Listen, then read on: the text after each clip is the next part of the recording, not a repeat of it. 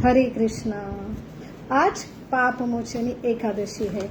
चैत्र मास की कृष्ण पक्ष का दिन है और ये पाप मोचनी एकादशी है जो चैत्र मास, जो हिंदू वर्ष का मास है, जो वर्ष का पहला मास है और उसका पहली एकादशी है, इसलिए विशेष एकादशी है पाप मोचन एकादशी। तो आइए जानते हैं पाप मोचन एकादशी के बारे में। उसके पहले हम जान लेते हैं एकादशी व्रत हमें क्यों बताया जाता है। जो हमारी संस्कृति में, जो हमारे शास्त्र में उसका वर्णन आता है, तो हर एकादशी का सबसे बड़ा फल रहता है कि वो पाप से हमें मुक्ति दिलाता है। तो पाप की परिभाषा क्या है और मुक्ति का अर्थ क्या है, अगर ये हम हमारे शास्त्र के, जो शास्त्र की परिभाषा है, और हम आधुनिक युग के जो हम मनुष्य है और आधुनिक ये साइंस बेस है, तो शास्त्र जो साइंस है हमारा, जो बुद्धि द्वारा समझ सकते, ऐसे तर्क से भी हमें ये समझना बहुत ही जरूरी है। तो ये श्रद्धा का विषय नहीं है। तो श्रद्धा कब जागृत होती है? जब हम कन्विंस होते हैं। तो कन्विंस होने के लिए हमें साइंटिफिक चर्चा होना बहुत ही जरूरी है। तो आइए आज के सेशन में हम साइंटिफिक वे से हम समझने का प्रयास करेंगे कि एकादशी ये व्रत क्या है और क्यों ऐसा व्रत जो शारीरिक तप कहलाता है, तो ऐसा क्यों करना चाहिए। तो इसके पीछे शास्त्र क्या है, साइंस क्या है और क्या क्या लाभ है, और ये हमें समझेगा अपने बुद्धि से, तर्क से, तब हमारी श्रद्धा जागृत होती है। तो आइए जानते हैं पाप मोचनी एकादशी। उसके प्रथम ये विधि विधान है शास्त्रों का, और इसलिए शास्त्र जो गुरु द्वारा रचे जाते हैं, इसलिए हम गुरु जो व्यास मुनि है, जो शास्त्र हमें उन्हें दिए हैं, तो व्यास देव के परंपरा में जो गुरु आते हैं, और ऐसे गुरु के प्रसन्न के लिए हम भगवान के प्रसन्न के लिए हमें उनसे याचना करते हैं कि जो अंधेरा है, जिससे हम क्या है, दुखी है, तो ऐसे अंधेरे, जो अज्ञान रूपी अंधेरे से हम ज्ञान के प्रकाश, जो सुख और समृद्धि देने वाला है, इसलिए हम शुरू में प्रार्थना करते हैं। और हमारा आज का पाप मोचनी एकादशी, इसके बारे में हम यहाँ पे चर्चा करेंगे। ओम नमो भगवते वासुदेवाय। नारायणं नमस्कृत्यं नरं चैवं नरोत्तमं देवीं सरस्वतीं व्यासं ततो जयो मुदीरये। नष्टप्रायेषु अभद्रेषु नित्यं भागवतं सेवया। भक्तिर्भक्तिर उत्तमे भक्तिर्भवति नष्टकी। कृष्णाय वासुदेवाय देवकी नंदनाय च नंदगोपकुमाराय गोविंदाय नमो नमः। नमो पंकजनाभाय नमो पंकजमालिने नमो पंकजनेत्राय नमस्ते पंकजजाङ्घ्रिय। ओम ज्ञानतिमिरान्धस्य ज्ञानाञ्जनशलाकया चक्षुरुन्मीलितमेन तस्मै श्रीगुरवे नमः। नमो ओम विष्णुपदाय कृष्णपिष्टाय भूतले श्रीमते भक्तिवेदान्त स्वामीति नामिने। नमस्ते सरस्वती देवे गौरवाणी प्रचारिणे निर्विशेष शून्यवादी पाश्चात देश तारिणे। वाञ्छाकल्पतरुभ्यश्च कृपा सिन्धुभ्य एव च पतितानां पावनेभ्यो वैष्णवेभ्यो नमो नमः। जय श्री कृष्ण चैतन्य प्रभो नित्यानंद श्री अद्वैत गदाधर शिवासादि गौर भक्तवृंद। हरे कृष्णा कृष्ण कृष्ण हरे हरे, हरे राम राम राम हरे हरे। मूकं करोति वाचालं पंगुं लंघते गिरिं यत्कृपातमहं वन्दे श्रीगुरु दीनतारिणं परमानंद माधवं श्री चैतन्यम ईश्वरम। हरे कृष्णा।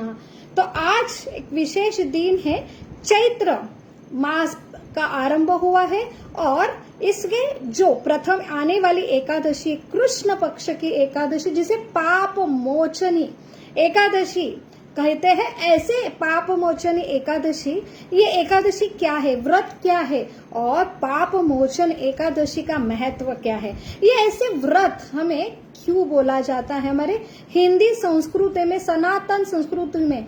और आज आधुनिक युग में सब जो है आधुनिक जो शास्त्र साइंस के बेस, अगर हम लॉजिकली हमारी बुद्धि से हम हर कोई चीज परखते हैं, तो ये व्रत करना ये एक शारीरिक के लिए कष्ट है।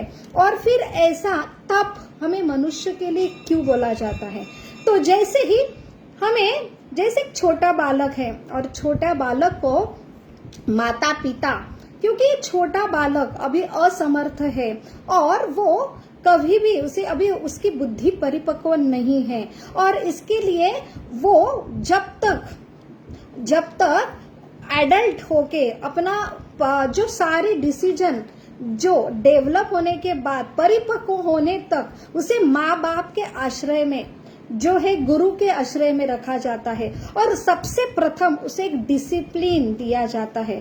तो अल्टीमेटली हमें जो डिसिप्लिन, जैसे सवेरे ना चाहते हुए भी स्कूल के लिए उठना है और ना चाहते हुए भी स्कूल की सारी डिसिप्लिन है वो पालन करना है, तो ये बच्चे के लिए, बच्चे के बुद्धि के लिए ये बहुत ही परिश्रम कष्टदायक है।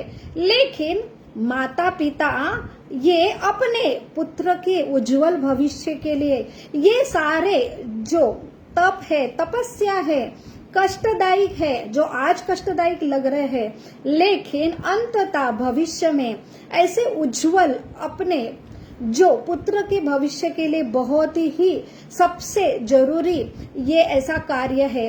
और पुत्र भी जब परिपक्व हो जाता है तब समझ में आता है ये सही टाइम पे, जब मैं अपरिपक्व था और ऐसे अपरिपक्व जो समय चल रहा था, ऐसे समय में मेरे माता पिता में सही डिसिप्लिन कि जिसकी वजह से मेरी एक लाइफस्टाइल बनी और इसके बाद मुझे इतने सारे फल प्राप्त हुए हैं। तो वैसे ही मनुष्य जीवन ये प्रकृति में एक जीव है और ये एक प्रकृति ऐसी सिस्टम है, जैसे बॉडी भी हमारे एक सिस्टम है, सिस्टमेटिक सब चल रहा है। तो सारे सनातन का अर्थ है सबके लिए समान, और ऐसे सारे जीव है चाहे मनुष्य हो या प्राणी हो, तो यहाँ पे सबकी सिस्टम, जैसे बॉडी को चलाने के लिए अलग अलग सिस्टम कार्यरत रहते हैं, जैसे सर्कुलेटरी सिस्टम जहाँ से हार्ट पंप होता है, जो न्यूरोलॉजिकल सिस्टम है जहाँ पे रिमोट का कार्य किया जाता है, पूरे शरीर को कंट्रोल किया जाता है, तो रेस्पिरेटरी सिस्टम जहाँ से हम ऑक्सीजन जो सबसे जरूरी ऐसा हमारे बॉडी के लिए, बॉडी का चलायमान होने के लिए जरूरी है, और फूड जो डाइजेस्टिव सिस्टम है, तो हमारे बॉडी के लिए फूड और ऑक्सीजन ये जरूरी है एनर्जी जनरेट करने के लिए। तो ये ऑटोमेटिक अपने आप सारे सिस्टम कोऑर्डिनेटली चलते हैं और उसका एक सेंटर केंद्र बिंदु रहता है, और ये केंद्र बिंदु है और इसकी वजह से सारी सिस्टम ऑटोमेटिक है। तो हमें समझता नहीं, लेकिन और ऊपर और ऐसे अलग अलग जो सुपरवाइज सिस्टम है उसके वजह से हमें अनकॉन्शियसली ना हमें समझ के ये सारे सिस्टम कार्यरत होते हैं। ऐसे हमारे नहीं, सारे जीवों के। तो ये सृष्टि चलायमान होती है, बॉडी चलायमान होती है, तो उसके लिए एक ऊपर का सुपर पावर जो है एग्जिस्टेंस है। तो हमें ये समझना ही एक साइंस है। जैसे छोटा बच्चा है, उसकी अभी डेवलपमेंट नहीं हुई है, अपरिपक्व है, तो ये कि ये कैसी सिस्टम चलती है, मेरी शरीर की सिस्टम कैसी चलती है, प्रकृति की सिस्टम कैसे चलती है, वो इतना समझने के लिए उसकी अभी बुद्धि परिपक्व नहीं हुई है। जैसे वो बड़ा होता है, एक विशिष्ट स्टेज पे आता है, तब खाने और जो खाना है शरीर की क्रिया है, मनोरंजन है मन की क्रिया है, बुद्धि है कि मैं एक अलग हूँ, एग्जिस्टेंस है मेरी, जो लाइक है डिसलाइक है, उसके बाद कि ये जिज्ञासा उत्पन्न होता है कि मेरी बॉडी कैसी रन होती है, ये सिस्टम कैसी रन होती है, और अनायास हमें ऐसे जो शक्तियां हमारे बॉडी के ऊपर कार्यरत होते हैं, जैसे गुरुत्वाकर्षण की शक्ति है जो न्यूटन का लॉ है। एक एप्पल जो पेड़ से नीचे गिरा, तो उन्होंने सोचा ये नीचे क्यों गिरा, ऊपर क्यों नहीं छलांग मारी। तो कुछ तो शक्तियां हैं, जैसे पृथ्वी की शक्तियां हैं, वो उसके वजह से वो नीचे अट्रैक्ट हुआ है। तो ऐसे अनगिनत जो शक्तियां हैं अभी हम खोज कर रहे हैं, ऐसे शक्तियां पहले से ही मौजूद है, उनका एग्जिस्टेंस है, लेकिन हम बुद्धि द्वारा उसका खोज निकालते हैं, तो उसे एक साइंस रिसर्च कहलाता है जो मनुष्य करता है।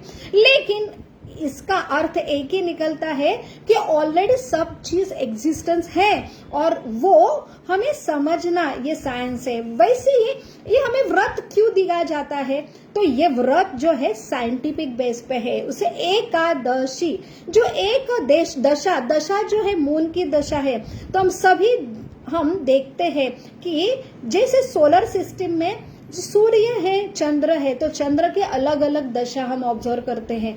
तो अमावस्या है, पूर्णिमा है, फुल मून है, नो मून है। ऐसे जो 15 दिन में मून में, चंद्र में अलग अलग बदल होती दशा में, जो 11th डे है, 11वां दिन है, जो एकादशी कहलाता है, तो ये फुल मून के 4 दिन पहले आता है। और जैसे गुरुत्वाकर्षण की एक पृथ्वी की शक्ति है, वैसे ही रिसर्च द्वारा भी समझ में आ रहा है कि जो हम खुद साइंस द्वारा ये समझ सकते हैं कि फुल मून और नो मून, जो अमावस्या है, पूर्णिमा है, उस दिन जो चंद्र के अलग अलग शक्तियां है वो बहुत ही पावरफुल होती है। और वो हम कब उसका एग्जिस्टेंस समझ पाते हैं, जो समुद्र में बड़ी बड़ी जो वे क्या होता है, भरती और ओटी होती है, तो वहां पे जो चेंजेस होता है उससे समझ में आता है ये फुल मून में ये चेंजेस होते हैं पानी में, तो वहां पे वाइट्स जो होती है, तो उससे समझ में आता है चंद्र की शक्तियां है।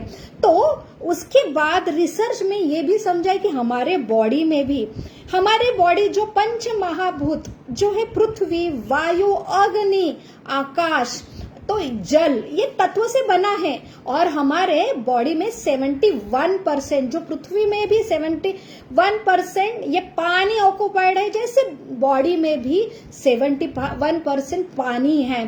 तो ये पानी जो अलग अलग फ्लूइड के, जो सेरिब्रल फ्लूइड है, CSF है, प्लूरल फ्लूइड है, पेरिटोनियल फ्लूइड है, अलग अलग जहां बॉडी के सेल्स के लिए जो फ्लूइड है, जो पानी है, तो उसके ऊपर जैसे फुल मून का जो है चंद्र का शक्ति का जो असर होता है, इफेक्ट होता है, जैसे टाइड जो भरती ओटी कहलाते हैं, वैसे ही हमारे शरीर के ऊपर जो पानी है, तो सबसे जरूरी मन, ये चंद्र से कंट्रोल किया जाता है।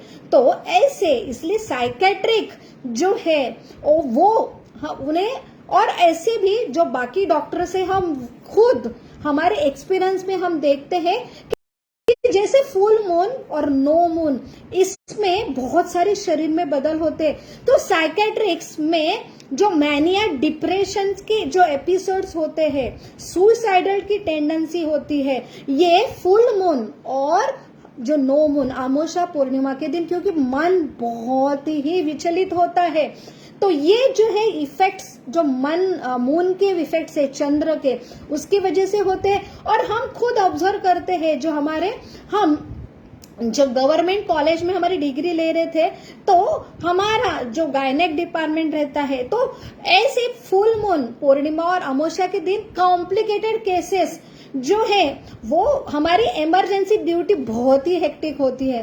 तो समझ में आता है इतने सारे केसेस जो अचानक नॉर्मल केस होने वाले थी, इतनी कॉम्प्लिकेटेड हो गए, इतने ब्लीडिंग चालू हो गए। तो ये सारा हम बाद में रेट्रोस्पेक्टिवली देखते हैं, तो ये आज ना अमावस्या पूर्णिमा है, तो ये 100% बॉडी के ऊपर निगेटिव इफेक्ट्स होता है। तो इसलिए जो एकादशी है बराबर जो 4 डे के पहले आती है, तो ये ऑटोमेटिक हमारा जो मन की दशा है, हमारे शरीर के ऊपर जो कुछ इफेक्ट होने वाले हैं, तो ये सारे रिसर्च के बेस पर हम यहाँ पे चर्चा कर रहे हैं। तो इसलिए आज के दिन 2 चीज बोला जाता है, हमारे शास्त्र में जो कुछ है वो मनगढ़ंत नहीं है, उसके पीछे बहुत बड़ा साइंस है। तो हम हमारा रिसर्च में हमारे शास्त्रज्ञ हैं, वो अभी एक एक चीज पे स्टडी करके अभी वो एक्सप्लोर हो रहा है कि सही में इसके पीछे बड़ा साइंस है। तो हमें ग्रंथ जो हमारी माँ है, हमारे शास्त्र हमारे माँ है, वो हमें पता ही नहीं वो माँ है। जैसे एक बच्चा को डिसिप्लिन लगाने में माँ जो अनायास तकलीफ होती है, लेकिन माँ का रिस्पेक्ट है और माँ ये मेरे भलाई के लिए कर रही है, इसलिए बच्चा ऑटोमेटिक बिना तर्क लगाए उसे फॉलो करता है। लेकिन जब परिपक्व होता है, जो डिसिप्लिन से, वो तब समझ में आता है, वो अनुभव से है। लेकिन अगर हम अनुभव ही नहीं करें या हमारी विश्वास ही नहीं होगा ये हमारी माँ है और वो जो कुछ इंस्ट्रक्शन हमें दे रहे हैं डिसिप्लिन के लिए, तो वो हम अनुभव ही नहीं करेंगे तो उसका फायदा भी नहीं समझ में आएगा। तो वैसे ही जो साइंटिफिक रीजन बताया जाता है, तो साइंटिफिक रीजन में हमें जो शास्त्र में बताया जाता है कि ये विशेष दिन है, तो विशेष दिन ये आध्यात्मिक जो फल है और जो भौतिक फल है, तो भौतिक क्या, हमारे शरीर तंदुरुस्त रहने के लिए, हेल्दी रहने के लिए ये सारा प्रयोजन दिया है। और आध्यात्मिक है उपवास, तो इसका सही अर्थ है कि हम उपवास, जो हायर पावर है, भगवान की पावर है, भगवान का अस्तित्व है, वो हमारे आंखों से, हम इंद्रिय से नहीं समझ सकते हैं। तो ये हायर पावर के पास जाना है, तो यह पावर से हम पास जाने के बाद ही हमें समझेगा ये हायर पावर क्या है। तो इसलिए ये सारे व्रत, तो व्रत जो उपास में 3 चीज बोली जाती है, यज्ञ, दान, तप। तो यज्ञ जो है, जो हमें पूजा विधि किया जाता है, तो पूजा विधि में भगवान की, तो हम भगवान कार्यरत होती, भगवान का अर्थ है उच्च शक्ति, उसकी वजह से ये निसर्ग जो भगवान को व्यक्ति रूप में नहीं मानता, लेकिन निसर्ग जो अपने आप सूर्य, चंद्र, ये हवा, वायु, ये सारे चलायमान होते, उसके ऊपर एक शक्ति है। वो शक्ति हम भगवान को एक मूर्ति में जो प्राण प्रतिष्ठित किए हैं, ऐसे हमारे शास्त्र के प्रमाण से हम सबके लिए हम कृतज्ञ होना, उनसे रेसिप्रोकेट करना। वो जैसे माता पिता को, हम माता पिता के बारे में बहुत भाव है अंदर, लेकिन हम जो रिचुअल्स है, प्रोसेस से हम उनको नहीं दिखाएंगे कि हम तुमसे बहुत ही रेस्पेक्ट करते, प्रेम करते हैं। तो हम जब उनको दंडवत प्रणाम करते हैं, तब अपने आप जो आशीर्वाद हमें प्राप्त होते हैं। तो ये जो है कि सुप्रीम पावर जो हमें सारे हमारा पालन करते, हमें सब कुछ देते हैं, चाहे आप मानो या ना मानो, माता पिता अपना फर्ज निभाने वाले। लेकिन एक बच्चा है, उसे अपने आप सब मिल रहा है, क्योंकि माता पिता ये अपनी रिस्पॉन्सिबिलिटी निभा रहा है। लेकिन अगर पुत्र जो हायर शक्ति के नीचे अगर वो रिस्पेक्ट दिखाता है, झुकता है, तो अपने आप हायर जो शक्ति है वो अपने आप प्रसन्न होके अपने आप उसे बहुत कुछ जो आशीर्वाद प्राप्त होते हैं। तो ये प्रेम का आदान प्रदान है। वैसे ही ये हायर शक्ति हमारे जो सनातन धर्म में ऐसे मूर्ति के रूप में, विग्रह के रूप में स्थापन किया, हमें वहां पे रेसिप्रोकेट करने के लिए, क्योंकि हम हवा को भी दंडवत करेंगे, उनसे थैंक यू बोलेंगे, पानी को करेंगे, सूर्य को करेंगे, चंद्र को करेंगे, दिशा को करेंगे, हर मनुष्य को करेंगे। तो ये बहुत ही डिफिकल्ट टास्क होगा। तो बहुत ही सिंपल विधि है कि उठते बराबर 5 मिनट भी नहीं लगता।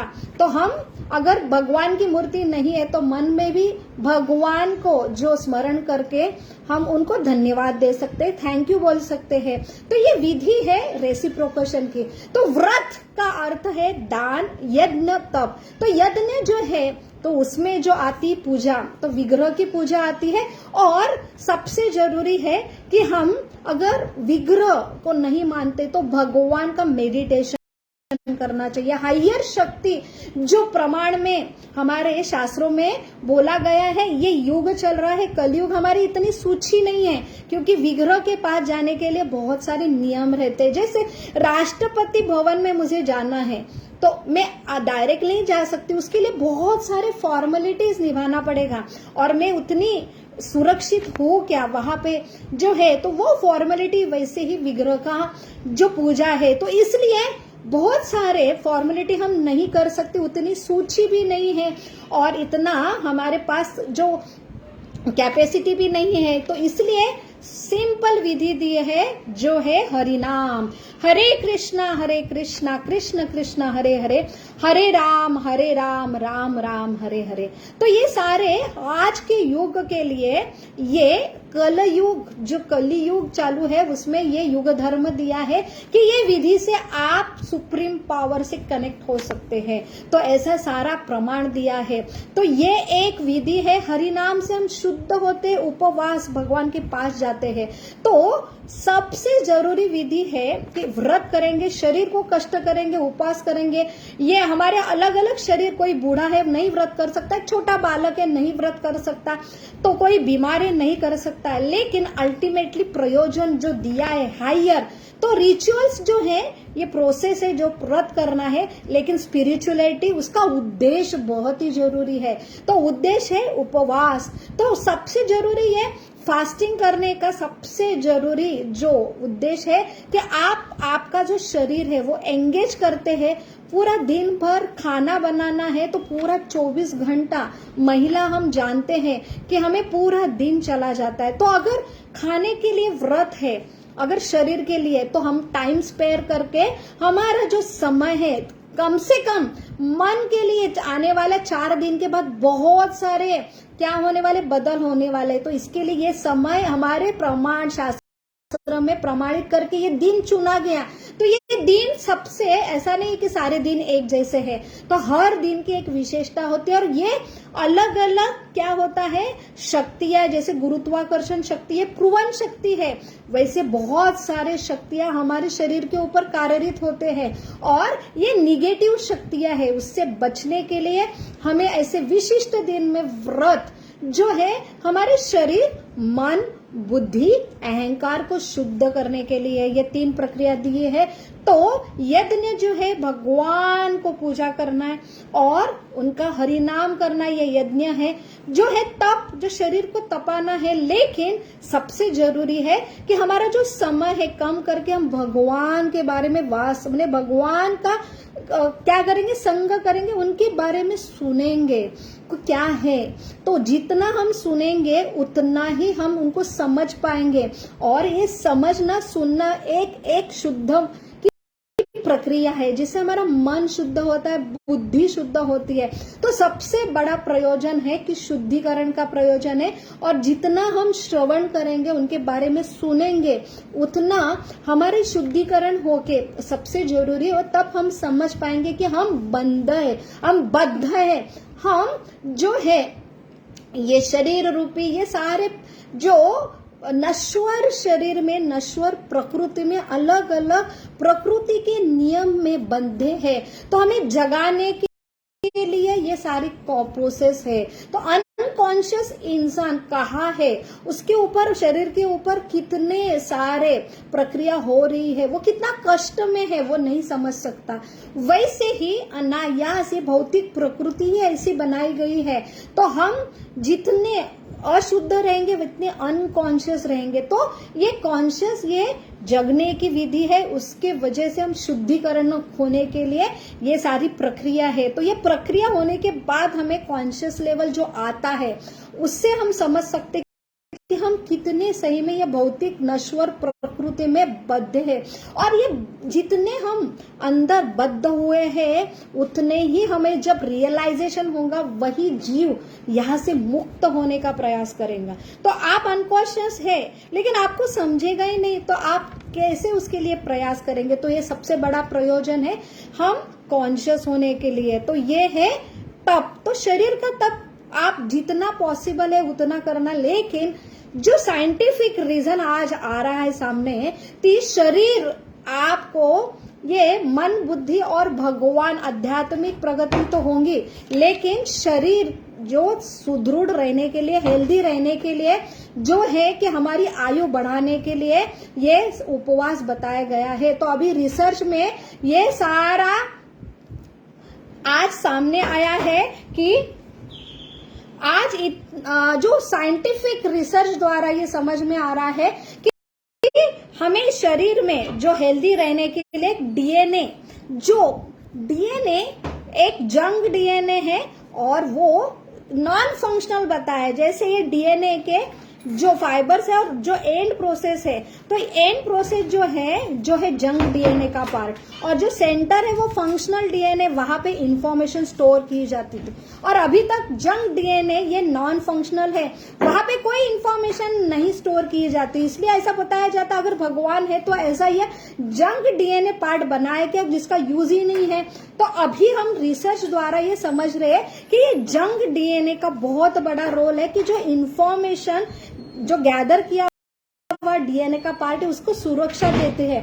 और ये जंग डीएनए जैसे जैसे उसका खलन होता है, टुकड़े टुकड़े होते, वैसे ही जो मनुष्य की आयु है वो कम कम होते जाती है। तो यहाँ पे रिसर्च के बाद समझ में आया जो हम फूड, शाकाहारी सत्वगुणी या मांसाहारी फूड जो खाते हैं उसके ऊपर ये जंक डीएनए का बहुत बड़ा प्रभाव होता है।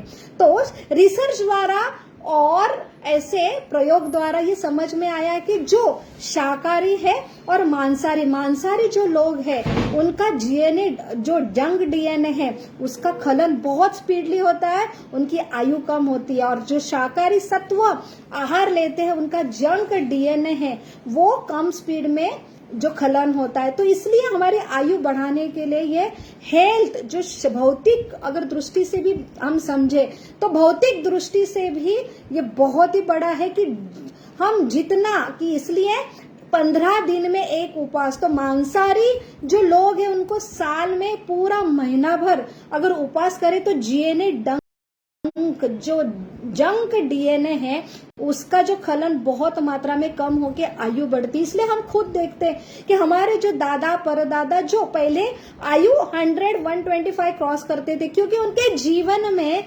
व्रत ये केंद्र बिंदु रहता है। और जैसे हम आधुनिक हो रहे हैं, हम कोई व्रत और ये शास्त्र का प्रमाण नहीं मान रहे हैं, इसलिए हमारी आयु अभी 70-75। तो हमारा ये आयु का घटना ये है सबसे बड़ा प्रमाण कि हम शास्त्र के आधार पर हमारे